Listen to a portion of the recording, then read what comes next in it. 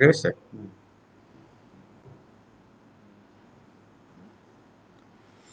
Hello, everybody. My dear students, think all you are healthy, with a good health, with your friends and family. Today's topic is asthma COPD. It is a very vast chapter, but I want to discuss just outlines of the asthma COPD. It is very important, very easy, but it is difficult in the examination board when you give the examination because teachers want to know everything and able to you are able to manage a asthma and COPD competently. So it becomes difficult in the examination board. Okay, let's start our journey.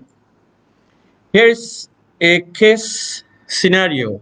A medical student of first year engaged in cleaning and dusting her room after back from a long vacation.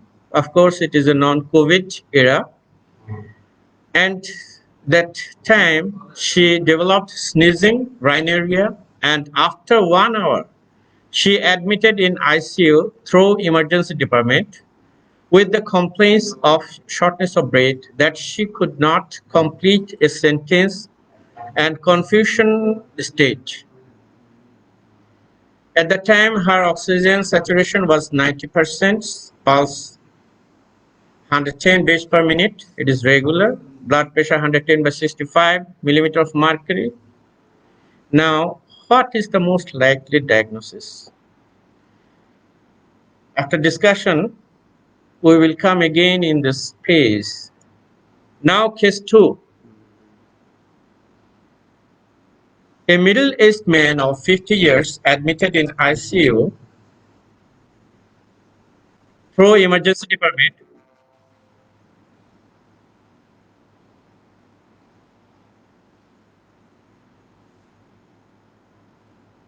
Confusional, severe shortness of breath with confusional state. History revealed his shortness of breath increased from last 6 hours with increased intensity of cough, which is productive and high-grade fever for 1 day. He is a heavy smoker for 20 years. Clinical examination findings are temperature 38.4 degrees centigrade, pulse 125 per minute, is regular, high volume. Blood pressure 90 by 60 millimeter of mercury, oxygen saturation 84%. ABG analysis show there is hypoxia and also hypercapnia. What is the most likely diagnosis? Now come in the topics. Asthma is a chronic inflammatory disorder of the airway associated with airway hyperresponsiveness with variable airflow obstruction within the lungs, which presents with wheeze, breathlessness, chest tightness, and coughing, particularly at night and in early morning. They usually presents recurrent episodes of wheeze, breathlessness, chest tightness, and coughing, particularly at night and in the early morning. But remember, all these features may not present at a time. Patient may come with only coughing. So sometimes the diagnosis is very difficult and it takes time to confirm the diagnosis. And there is no single or no gold standard investigation to diagnose asthma. According to WHO, asthma is diagnosed as compatible clinical history plus either FEV1 more than 12% or equal increase following administration of bronchodilator or glucocorticoids. If it is more than 15%, it is more confidence that maybe it is asthma. More than 20% diurnal variation in on more than or equal 3 days in a week for 2 weeks on peak expiratory fluorometry dry read, or FEV1 more than 15% decrease after 6 minutes of exercise. Clinical history plus this scenario will make the diagnosis of asthma. Okay. Now it's investigations. There is no gold standard investigations to confirm diagnosis. I earlier said we do spirometry, chest X-ray, CBC, serum electrolytes, ABG. Spirometry can tell us the bronchodilation effects and percentage FEV1, forced vital capacity ratio. Chest X-ray alternate any other alternate diagnosis, because it may be a case of COPD, it may be a case of heart failure, maybe case of other cause of shortness of breath. So chest X-ray, CBC, any infection, and in asthma there is usually eosinophilia. Serum electrolytes, patient may take beta agonist, which may cause hypokalemia, and ABG, patient may be in respiratory failure, maybe it is type 1 or type 2. Now, assessment of acute severe asthma. Assessment of acute is very important. This will decide how will you manage this patient. In acute severe asthma, peak expiratory flow 30 to 50% of the predicted for his paced heart rate more than 110 beats per minute, respiratory rate 25 beats per minute, inability to complete sentences in one breath. If this scenario present, patient is in the acute severe asthma conditions. Now, life-threatening features. This is another scenario where PF is less than 33%, oxygen saturation 92%, raised partial pressure of carbon dioxide may be normal, silent chest, cyanosis, feeble respiratory foot, exertion delirium coma, bradycardia arrhythmia, hypertension, anything may present. This is life-threatening features of acute severe asthma. Acute asthma. Near fatal asthma. Raised partial pressure of carbon dioxide and are requiring mechanical ventilation with raised inflation pressure.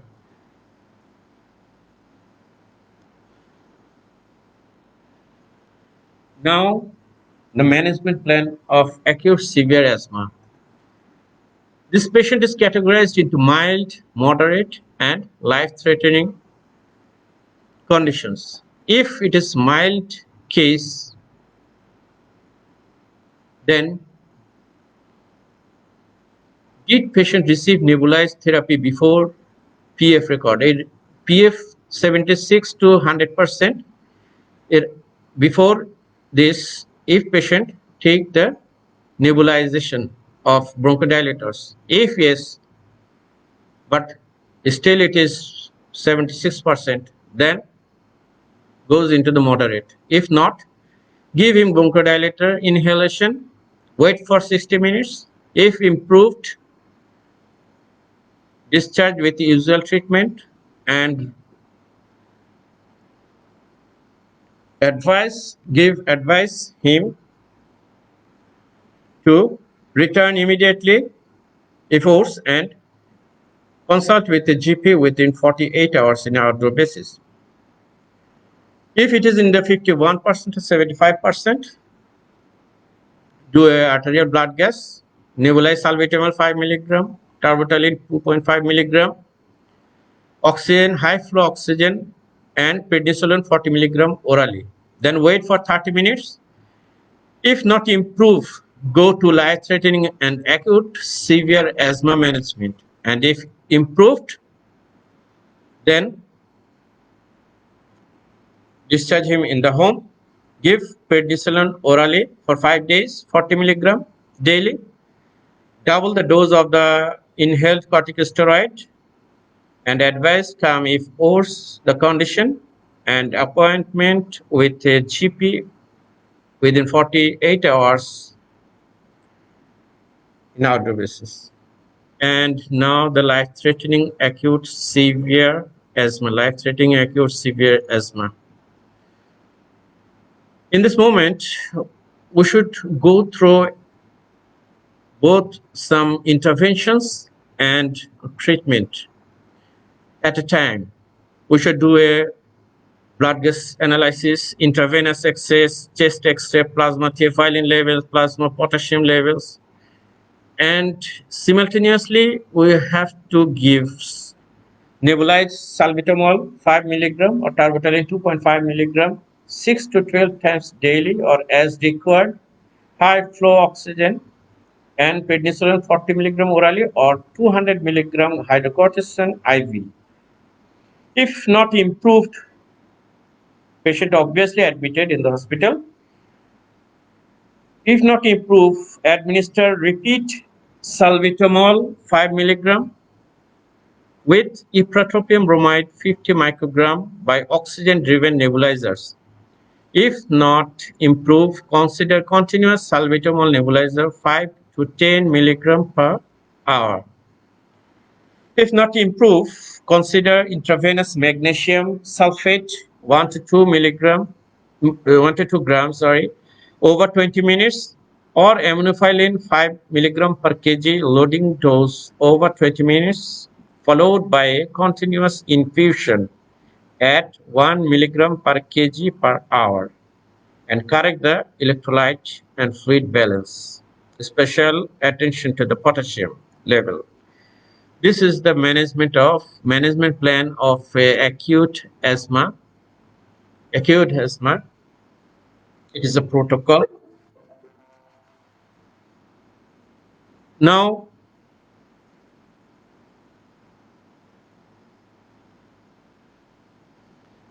indications for assisted ventilation in acute severe asthma. When you think for ventilation, if all the treatment you given and there is no improvement, rather the patient is in coma, there is respiratory arrest, deterioration of arterial blood gas analysis, partial pressure oxygen 60 milligram and falling, carbon dioxide raising more than 6 kilopascal or 45 millimeter of mercury, and pH low and falling.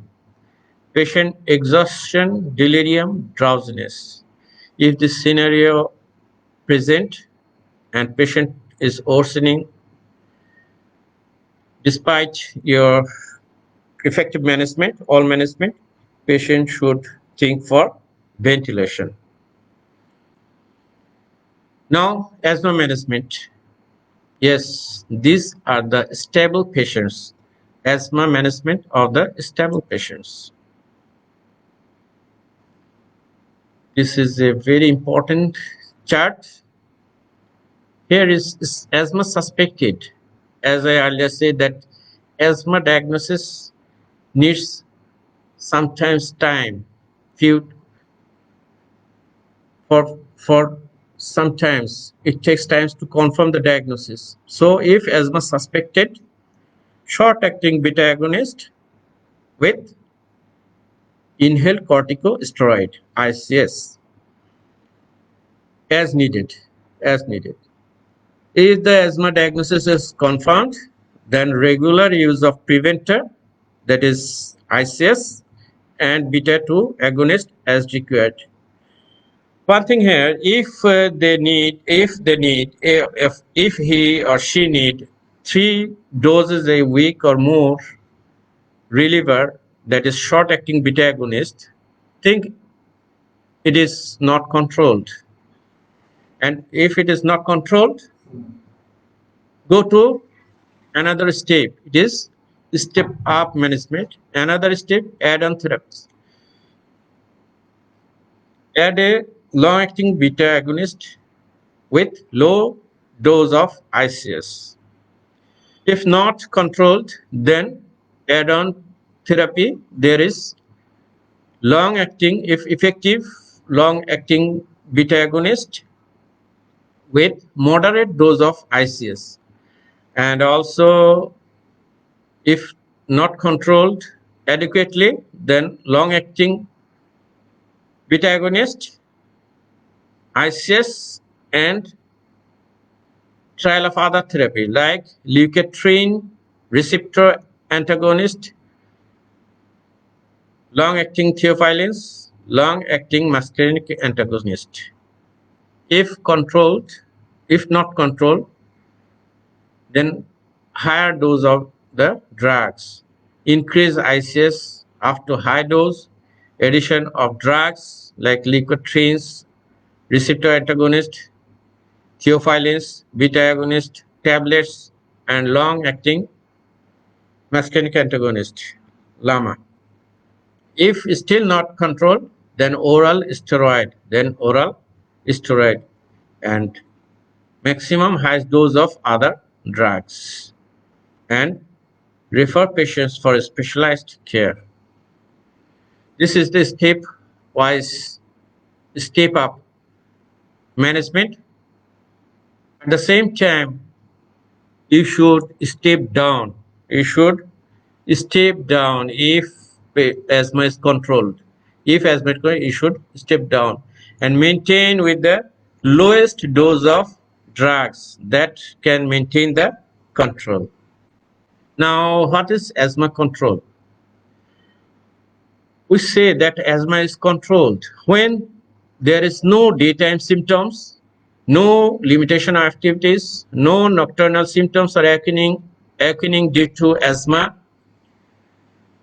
no or twice less than twice a week need for relievers, that is short acting beta agonist, normal lung function test, and no exacerbation. If all are present, then it is called controlled. The asthma is controlled. Then partially controlled. If the daytime symptoms more than twice a week, any limitation of activities, any nocturnal symptom or occurring due to asthma, if more than twice per week, intake of rescue or reliever treatment, less than 80% predictor or personal best of lung function test, and one or more per year exacerbation. It is partially controlled. And when more than three features of partially controlled asthma is present in a week, in any week, or any exacerbation in any week, then it is called uncontrolled asthma. Now, rescue courses. When you use rescue therapy, that is use of oral steroids,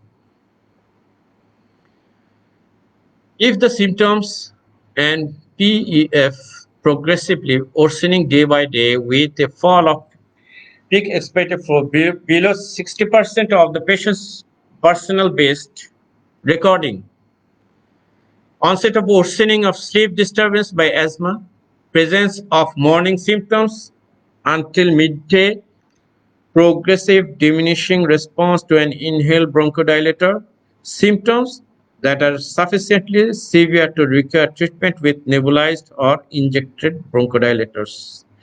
If this scenario is present in a patient who is previously controlled, he should go through rescue therapy or rescue course.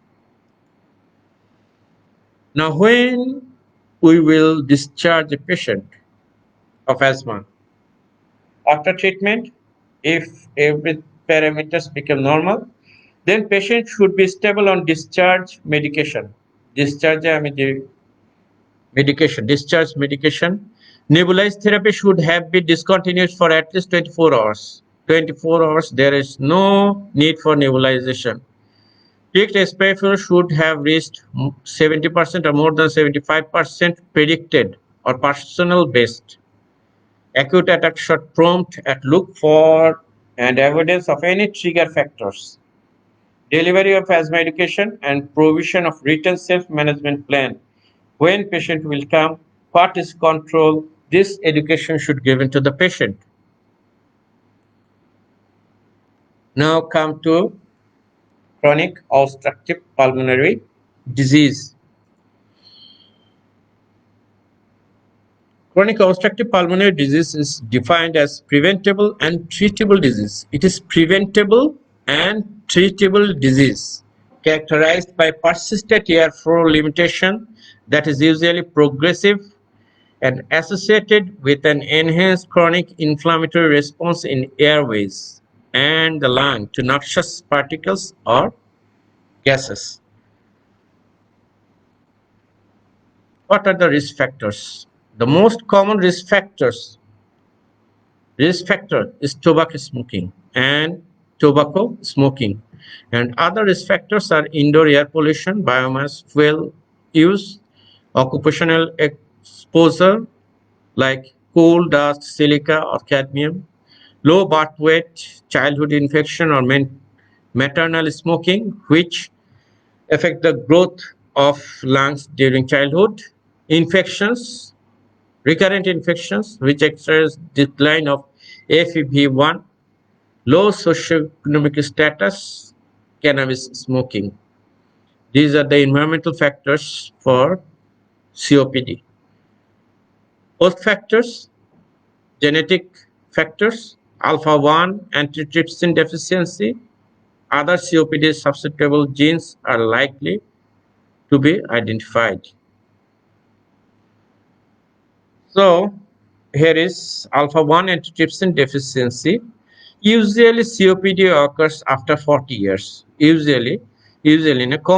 Commonly is always occurs after 40 years of age. But some COPD patients may present in earlier age, younger age, and when a COPD or emphysematous patient came to you, then you should look for alpha 1 antitrypsin deficiency. But here, one thing, there is two types of COPD patients. COPD patients. One is emphysematous, came with emphysematous. There is dilatation of the alveolus bronchus and emphysematous lungs with emphysematous lungs, and others are chronic bronchitis variety. Chronic bronchitis variety. These chronic bronchitis varieties are usually known or usually present as pink puffer. They are puffy and cyanosed, and emphysematous. They are very lean, thin. There is weight loss, and they are pink puffer. They are pink puffer. They are pink puffer. So the term pink puffer and blue blotters. Presentation of COPD. Chronic cough and associated sputum production, breathlessness, which is progressive. There may be presence of right heart failure, which is known as cor pulmonale. But the patient may present with pitting edema, but there is no cor pulmonale due to hypercapnic kidney cannot handle the water and sodium load. So there is pitting edema, but all COPD patient with dependent pitting edema may not have cor pulmonale. Spirometric classification of COPD severity based on post-bronchodilator FEV1. Spirometric classification. Spirometry is very important. FEV1 forced vital capacity ratio is less than 0.7 or less than 70%. And the FEV1 is the predictor of the severity. There is different classifications. There may gold classification in the gold 1, gold 2, gold 3. Gold 1 is equivalent to mild, or according to NICE, it is stage 1, mild, moderate, severe, very severe. Gold 1, if the FEV1 is 80 or more than 80, it is gold 1 or mild COPD. If 50 to 79%, it is moderate or gold 2. If 30 to 49, it is severe and gold 3, and less than 30%, it is very severe, gold 4. Now, a combined assessment of COPD, both clinical and FEV1 ratio, অর্থাৎ grade. This grade and clinical context, clinical presentation, these two, combination of these two, we make a assessment. We can make a assessment of the COPD severity, and it will help to treat the patient. This assessment is ABCD assessment. This ABCD assessment, here is exacerbations, 0 to 1 exacerbation, 0 to 2 exacerbations. And here is MRC, Medical Research Council dyspnea scale, 0 to 1, and Medical Research Counseling 2 or more. CAT, this is COPD assessment test, less than 10, more than or equal to 10. If a patient have 0 to 1 exacerbation and MRC 1, CAT less than 10, then the patient is in A. If MRC 1, CAT less than 10, but more than 1 or more than 2, or more than 1 with hospital admission, he will go in the C. And 0 to 1 hospital admission, not 0 to 1 exacerbation, but no hospital admission, but MRC 2 or more and CAT 10 or more, then he will go in the B. And more than 2 or more than 1 leading to hospital admission exacerbations, then he will go in the D. This is the combined assessment of COPD. Now, management, non-pharmacologic management, first one is stop smoking. This is the first step of. Then respiratory rehabilitation exercises, improve general nutritional status, volume reduction surgery, etc. And education. All patients should receive flu and pneumococcal vaccines. And here is pharmacological management of COPD. Earlier you saw group A, B, C, and D. If patient within group A, bronchodilators, preferably LAMA. Then group B, long-acting bronchodilators, LABA or LAMA, preferably LAMA, long-acting muscarinic antagonist. If the group is in C, long-acting muscarinic antagonist, and if group D, long-acting muscarinic, if not controlled, long-acting muscarinic antagonist plus long-acting beta agonist, or ICS plus long-acting beta agonist. When highly symptomatic, LAMA plus LABA. If eosinophil count is more than 300, then ICS plus LABA.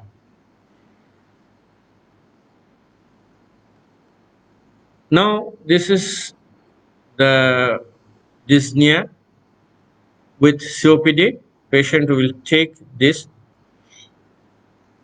medication. And when there is exacerbation in the COPD, the cause of exacerbation is usually a infection, bacterial infection.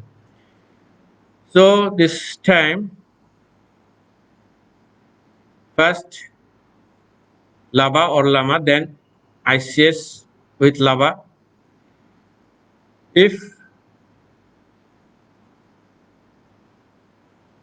not proper, not adequate response, LABA, LAMA, and eosinophil more than 100 সঙ্গে, then add a LABA, LAMA and add a ICS. And if less than 100, then and scenario not improved, then you should go for roflumilast. FEV1 less than 50% and chronic bronchitis if present, then roflumilast and azithromycin macrolides. Now COPD management. COPD management, it is a continuous process. It is a progressive disease and needs continuous assessment, review, adjust. So patient should know when he should come to you, how he cope the disease.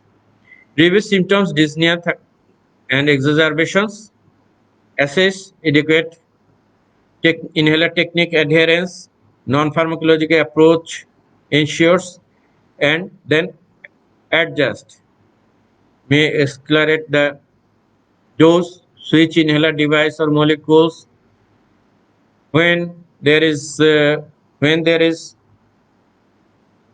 stable, de-escalate the disease and adjust the treatment. And what is COPD assessment test? No, there is two wings questionnaires. There is I am very happy 0, 1, 2, 3, 4, 5, and 5 is I am very happy, and it is the score 1. Then the score is 1.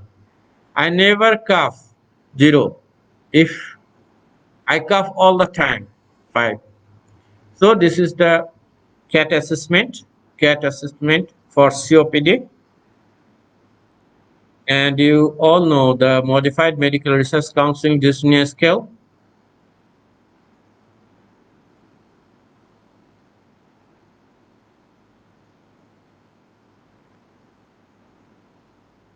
Grade of dyspnea 0, 1, 2, 3, 4. 0 to 4 grades. 0 grade, no trouble by breathlessness except on strenuous exercise. It is normal. Every man, when strenuous exercise, there is some degree of breathlessness. Grade 2, shortness of breath when hurrying on the level or walking up a slight hill. 2, walks slower than people of the same age on the level because of breathlessness. Has to stop for breath when walking at own pace on the level. Grade 3, stops for breath after walking about 100 meters after a few minutes on the level ground. And 4, too breathless to leave the house or breathless when dressing or undressing. Now the scenario 1, case 1. I think you got the diagnosis. A medical student of first year engaged in cleaning and dusting her room after back from a long vacation. At that time, she developed sneezing rhinorrhea, and after 1 hour, she admitted in ICU through emergency department with complaints of shortness of breath, that she could not complete a sentence, and confusion state. Her oxygen saturation 90%, pulse rate 100 per minute, regular, blood pressure 110 by 65 millimeter mercury. What is the most likely diagnosis? Definitely it is a asthma. It is the attack of asthma. What is the trigger point? Here, after a long way, there is dust and allergens. She exposed to allergens. As a result, there is allergic reaction like sneezing, rhinorrhea, and trigger asthma. It may be her first attack. When he admitted, she could not complete a sentence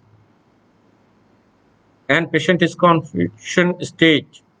There is decreased oxygen saturation, high pulse rate, blood pressure, patient in confusional state. So patient in acute severe asthma with life-threatening condition, right? Threatening condition. So this patient admitted in ICU. ICU. It is ICU, yes. ICU, and is she need ventilation? This scenario may be show that she needs ventilation. She needs assisted ventilation. But we should do the work management. We should do the management protocol and manage the patient with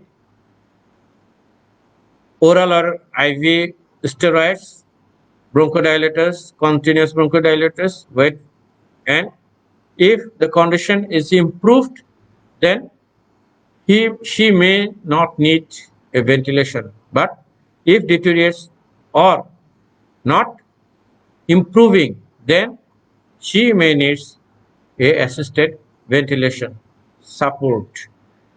Okay, this is definitely a case of bronchial asthma. Here is one thing. Usually, at that moment, patient may be in type one type 1 respiratory failure or type 2 respiratory failure. If there is oxygen, is patient is hypoxic but no retention of carbon dioxide, he is in type 1.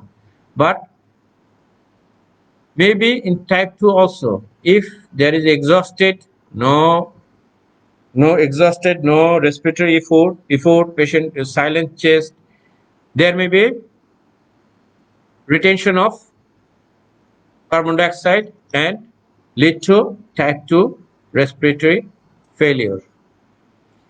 Now case 2. A middle-aged man of 50 years admitted in ICU through emergency department with severe shortness of breath with confusional state. History revealed that shortness of breath increased from last 6 hours with increased intensity of cough, which is productive and high-grade fever for 1 day. He is a heavy smoker for 20 years. Clinical examination findings are temperature 38.4 degrees centigrade, pulse 125 per minute, regular, high volume pulse, blood pressure 90/60 millimeter mercury, oxygen saturation for 84, ABG analysis, and hypoxia with hypercapnia. What is the diagnosis? Definitely it is COPD with exacerbation. COPD with exacerbation with type 2 respiratory failure. Type 2 respiratory failure. Here in the scenario, what is the difference between previous case and this case? Previous case is an attack, sudden attack. There is no history of such breathlessness there is no history of breathlessness previously, but suddenly she developed breathlessness. But in this case, in the history, he mentioned that increased from last 6 hours. That means he is already breathless, have shortness of breath. It may be grade 1 or grade 2, but last 6 hours the breathlessness is increased. So a breathlessness patient came with increased breathlessness for 6 hours. Increased intensity of cough. What does it mean? Because it means patient there is cough. Patient have cough for several weeks, years, but last few hours, the few days, the intensity of cough is increased because is increased. That means he have cough and the intensity of the cough is increased. The, this is present previously. And productive and high grade fever, it indicates there is a infection, maybe bacterial infection. Productive cough and high grade fever, maybe a bacterial possibility of bacterial infection. Smoker, heavy smoker. So everything is in here, that he is a patient of COPD. Now he got exacerbation, and this scenario indicates that he got type 2 respiratory failure. Why there is high volume pulse? High volume pulse. Why there is high volume pulse?